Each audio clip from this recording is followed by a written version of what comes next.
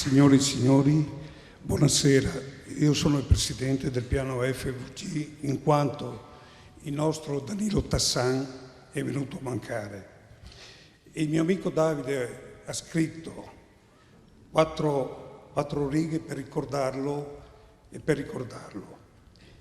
E a questo punto lui ha scritto: vorrei scrivere con la penna a Danilo Tassan, che ha guidato la nostra associazione con mano ferma e capacità indiscussa, fin dagli esordi.